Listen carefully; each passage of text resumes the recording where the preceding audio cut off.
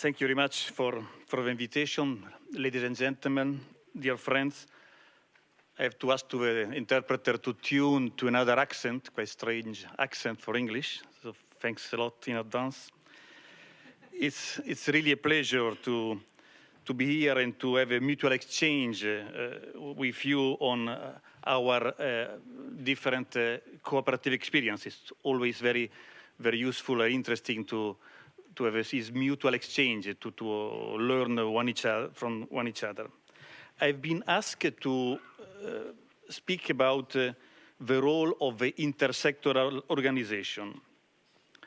And I will describe in particular my European experience. The cooperative movement in Europe is a very significant reality. 160,000 enterprises, 5.4 million jobs, 123 million cooperators associated. But its collective identity and its capacity for political representation is quite low. The situation is largely the result of the evolution of cooperative organization in different European countries, which have been developed in very different ways by mixing or privileging a sectoral or intersectoral organization. The representative organization from France, from United Kingdom, and from Italy, for example, have very different historical background, actions, positioning, and political capacities.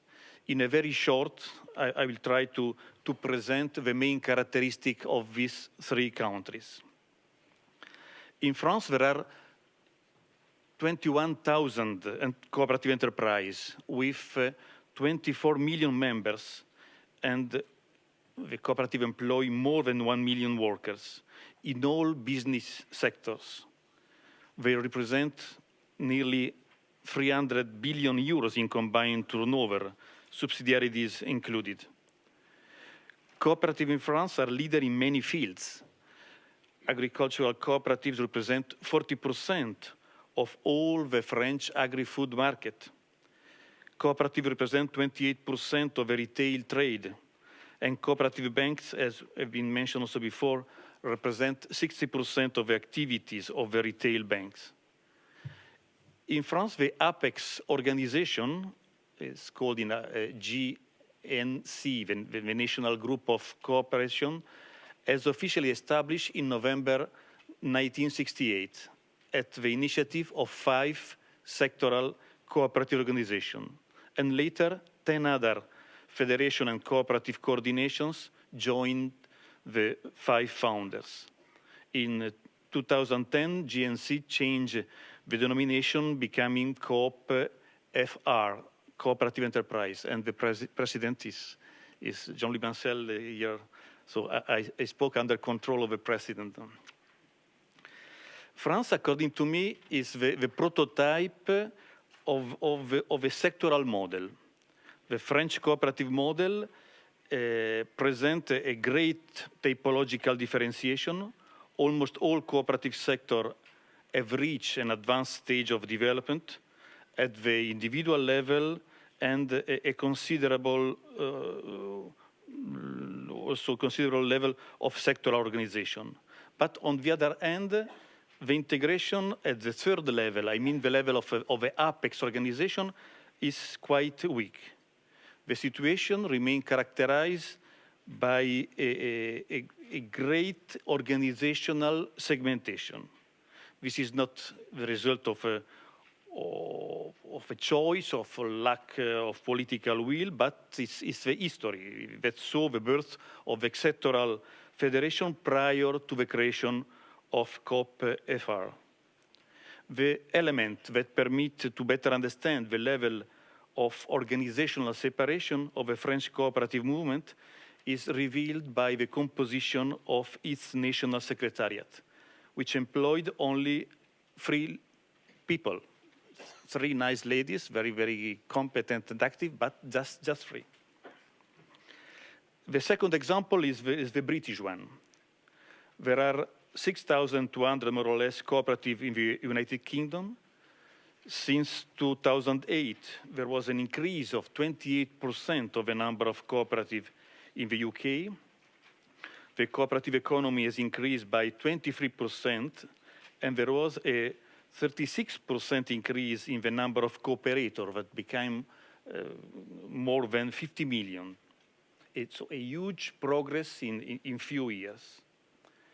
In the past years, the cooperative group, the largest consumer cooperative in the country, has made a huge campaign to revitalize the brand cooperative, the cooperative, for its 4,500 stores with a range of activities covering food distribution, travel agencies, insurance, pharmacies, funeral services, and legal services. Cooperative UK is the central organization of the cooperative of the United Kingdom and is the successor of the Cooperative Federation founded in 1870. It was called in that period Cooperative Central Board, after it changed its name in Cooperative Union and became eventually Cooperative UK, following its merger with the Cooperative Working Federation. So the two sectors, consumer and workers, again together since their separation in 1880, so more than 1 century of separation of the sector. This new dynamic and this organization begin to take shape when Dame Pauline Green, that all of you know very well, became chief executive of Cooperative Union on January 2000. Cooperative UK is now a cooperative federation that includes 19 members. But we must recognize that the consumer sector remains the dominant part of the organization. The team of Cooperative UK, including the Cooperative College personnel, is more or less of 55, 57 people. According to my definition, United Kingdom is the prototype of, I call, the intersectoral model. In the brief description of evolution of the organization of the English cooperative movement, we can identify a gradual evolution toward the intersectoral model, strongly characterized by consumer, but the consumer cooperative as a base for an intersectoral organization. The third example of my country is the Italian. The historical background of Italian cooperativism is strongly characterized by ideological tradition. We have a liberal Republican tradition, the socialist tradition, the Catholicism tradition, and in Italy, the different organization was created in reference to this different ideological tradition. We called the centrals, in Italian, the centrali cooperative, which are association of representation, assistance, protection, and audit of all cooperatives. The first was established in 1886, the second in 1919, the third in 1952. They all has been created as integrated, multi-sectoral association from the beginning. And these cooperative centrals are also recognized by the states, which delegate them the exercise of a function of a periodic control of the associated cooperative, what we call the cooperative audit. On January 2011, the Italian cooperative movement has promoted the constitution of the Alliance of the Italian Cooperative, so the stable organization of the three most representative cooperative centrals, AGCE, Confcooperative, and Legacoop. The clear objective is to arrive for a full integration for 2017. The new organization consolidates 43,000 cooperative enterprise, 12 million members, 1.1 million jobs, and a turnover of about 127 billion euro. According to my definition, Italy is the prototype of the integrated model.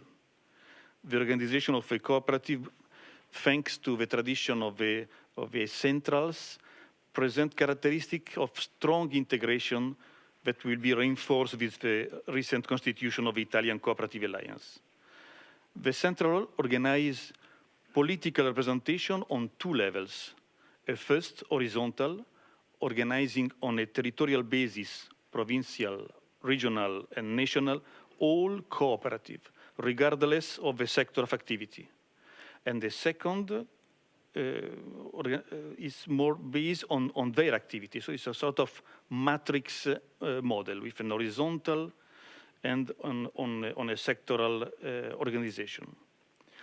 This allows centrals to have a strategic role in direction and promoting of cooperative economy, using the whole network and the different sectoral specialization.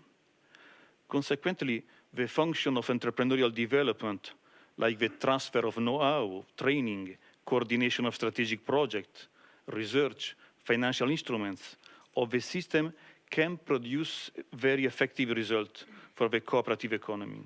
This allowed to exploit all the energy, resources, skills of the entire system, and the facility also to explore innovative experiences and new development for cooperative enterprises. So these three prototypes that I briefly presented to you represent, according to me, the range, the possibility, the variety of possible models. The French model that it's in one extreme, one end, what we call sectoral model, remain highly segmented by professional pillar with a very slight coordination structure, which try to effectively aggregate the means of the federation. COPFR, even if in its organizational segmentation, has recent good achievement in a new law for the recognition and the development on the social and solidarity economy.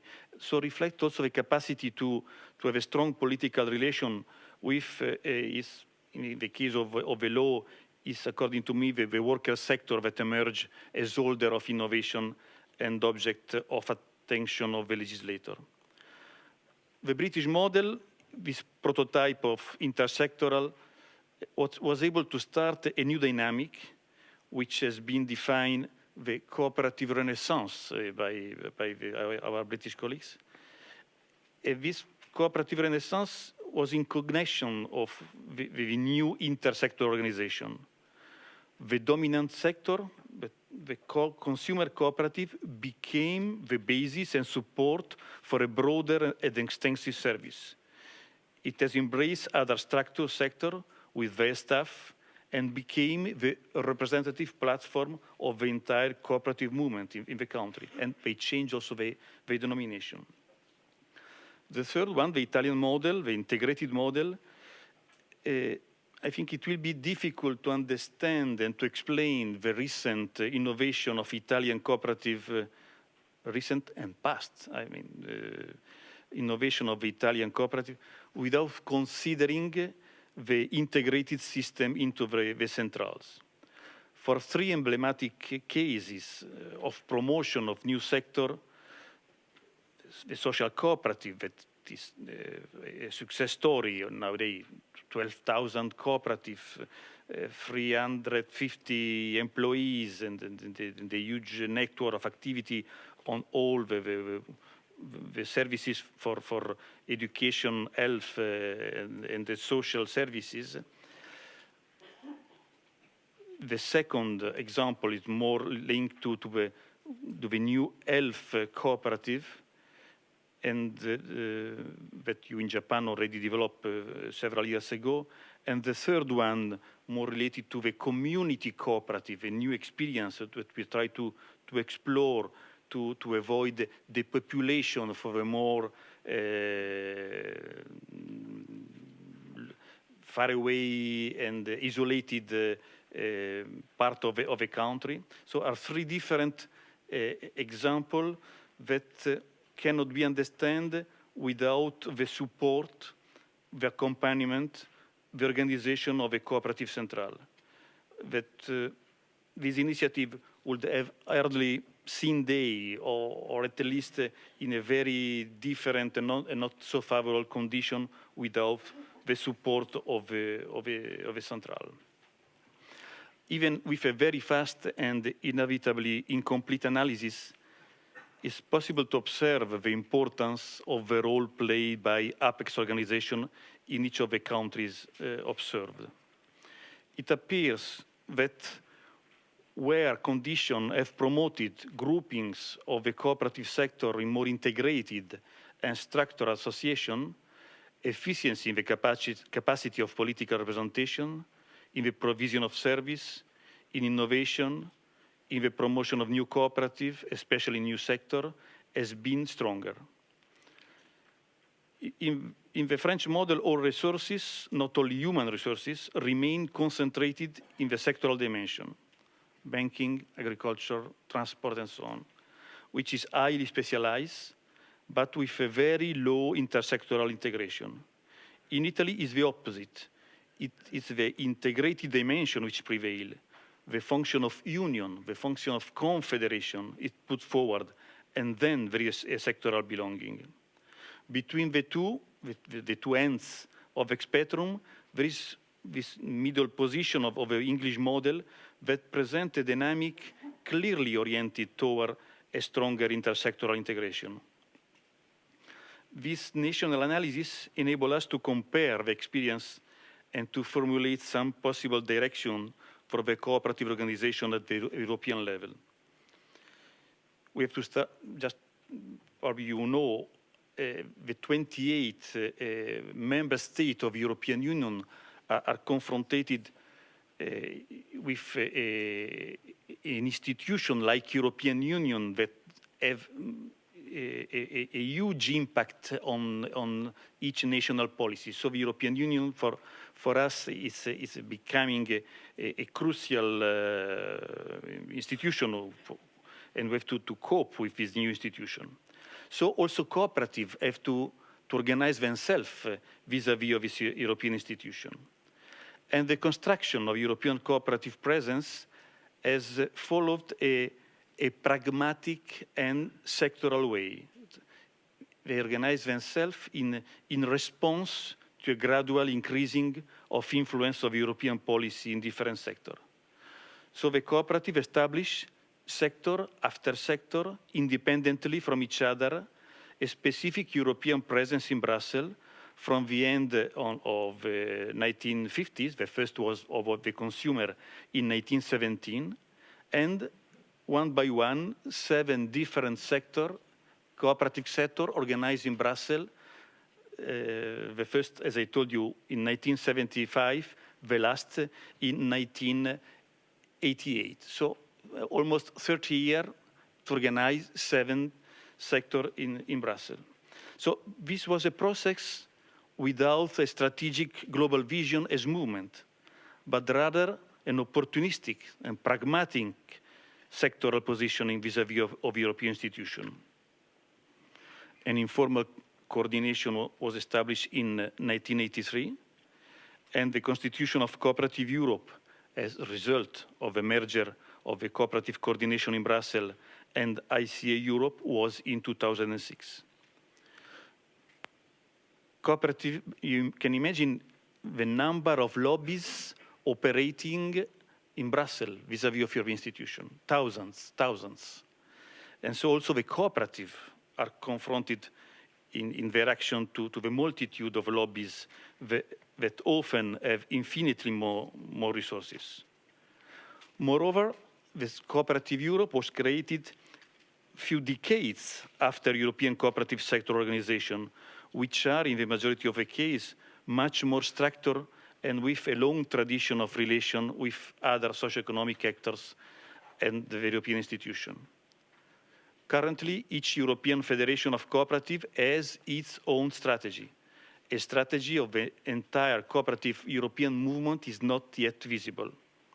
And there are certainly reasons or an external explanation for this lack of visibility and recognition. But it's useful not to underestimate also the internal factor. The history of representative organization of cooperative enterprise demonstrates the predominance of sectoral experiences. As we have seen, cooperatives are organized historically in most countries according to the homogeneity of their activities. The choice is understandable, but responds to a logic, to a scheme that has found its limit. The consolidated experience, like that I presented for Italy or the one of United Kingdom, but I can also provide some example from Germany or Canada, as well as the historical experience of ICA at global level, show that it's essential to have, next to sector organization, strong intersectoral and integrated umbrella organization. We are much more able to focus on the defense and promotion of cooperative experience as such, which is particularly necessary today toward national governments. You experience in Japan in this last month is quite important on this. And also toward European continental institution and international institution for the development of appropriate legal and fiscal framework. The cooperative movement probably underestimated so far its systemic dimension, leaving prevailing professional sectoral dimension. This situation delayed a strong collective capacity voice to consolidate a movement. The main challenge is now to give a unitary voice to cooperative specificity so that it can better consider and listen. The organizational model of the future, according to me, if the cooperative movement wants to meet the enormous challenges, but also the opportunities that are open to it, is to go clearly toward stronger regional and intersectoral integration. The national case that briefly presented have shown that in countries where the strictly sectoral logic interests are overcome, the innovation dynamic and the ability to promote and accompany the birth of new cooperative sector is stronger, as well as the political dialogue. This is not a question of resources, but of political will. Thank you for your attention, and I will be pleased to respond to your question.